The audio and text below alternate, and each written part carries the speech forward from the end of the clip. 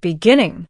The palace walls of Valeth gleamed under artificial starlight, but beneath their shimmering facades lay tension, fear, and whispers of rebellion.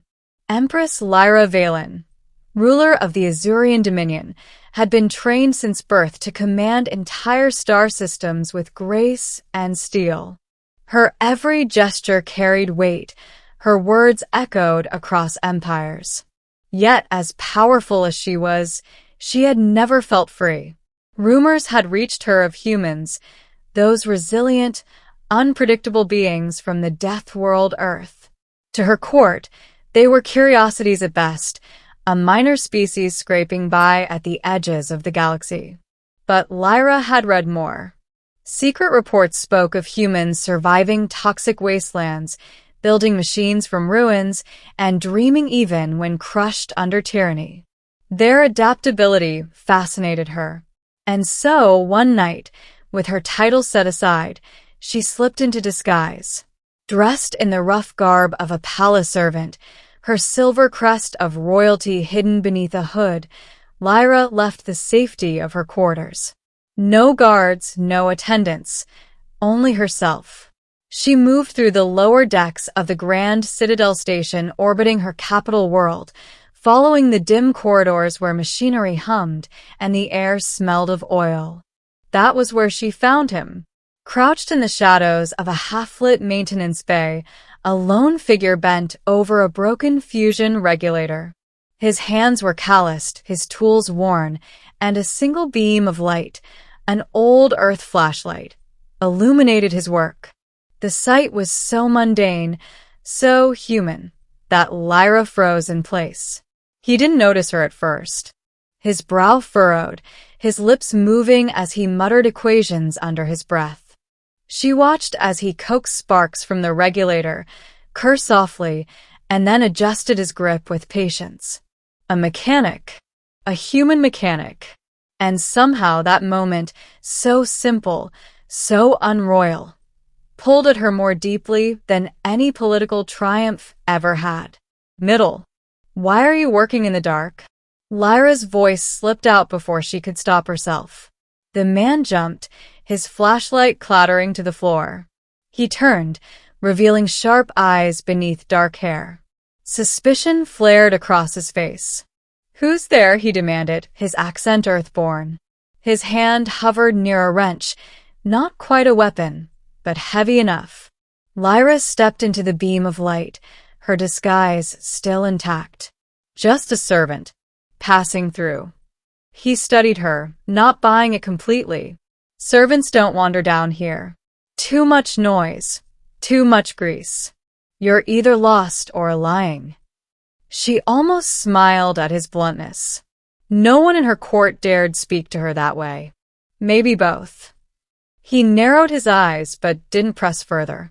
Instead, he picked up the flashlight, balancing it between two pipes so the glow returned to his work. "Well, if you're lost, stay out of the way.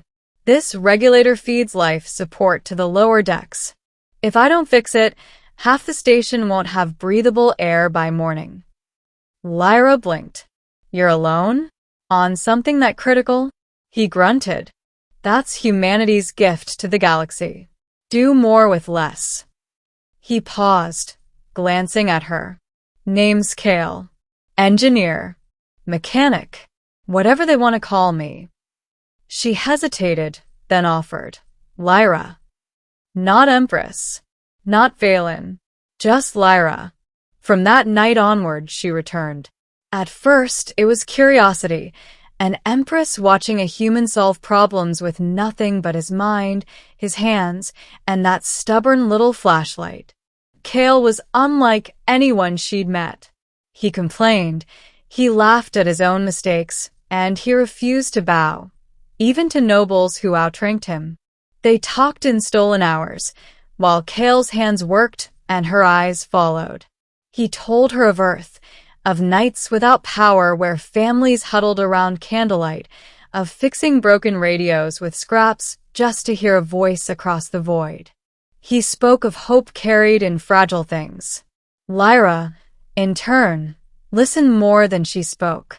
She shared small pieces of herself, memories of starlight gardens, the burden of duty, the loneliness of being admired but never known. She never revealed who she truly was, but Kale seemed to sense the weight she carried. One evening, as sparks danced from his tools, he said quietly, "You don't talk like a servant. Too careful. Too trained." Her chest tightened. "And you don't talk like someone who's beaten. Too hopeful." He smiled faintly. "That's humanity for you. We break, we burn, we fall, but we always fix, always rebuild. Sometimes with nothing but a flashlight in the dark." It was then she realized why humans unsettled the Dominion's nobility. They weren't powerful because of armies or fleets. They were powerful because they refused to surrender to despair. But their fragile peace could not last. Word spread of unrest across the station. Factions whispered of rebellion, of assassins moving in the shadows. One night, Kale didn't appear in the maintenance bay. Lyra searched until panic clawed her chest.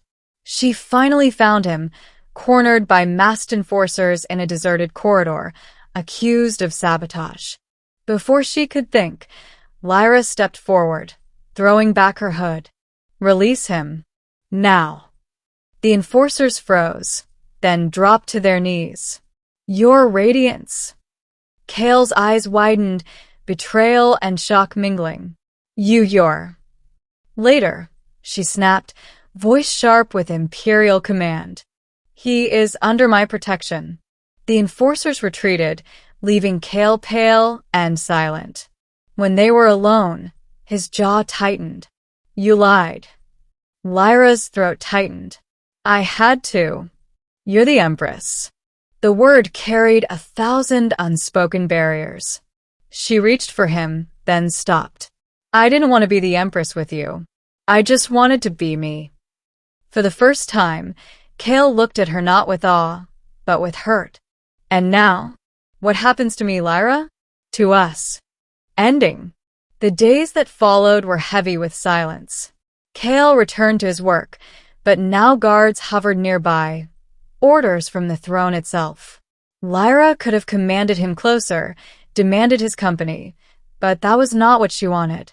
She wanted his trust, his choice. And then the crisis came. A sabotage plot ruptured the station's outer hull, fire sweeping through the power conduits. Chaos reigned. Nobles fled to lifeboats. Officers barked orders, and alarms howled. But in the heart of the flames, Kale remained, flashlight clenched in his teeth as his hands fought to reroute power.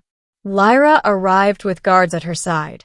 They begged her to leave, to escape, but she pushed past them, straight into the smoke. "Kale," she shouted. He coughed, eyes bloodshot but determined.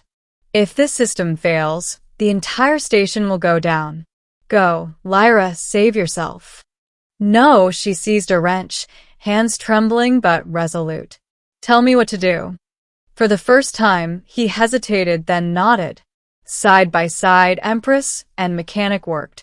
She held conduits steady as he fused them, her royal robes singed and blackened.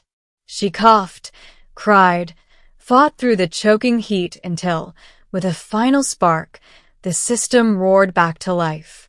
The fires dimmed, air stabilized. The station lived.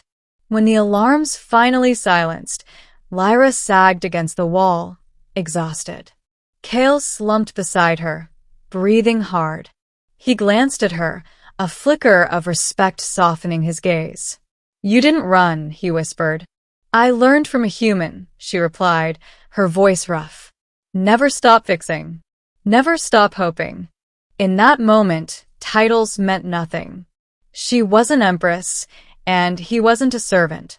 They were two souls bound by fire and light, their destinies forever changed.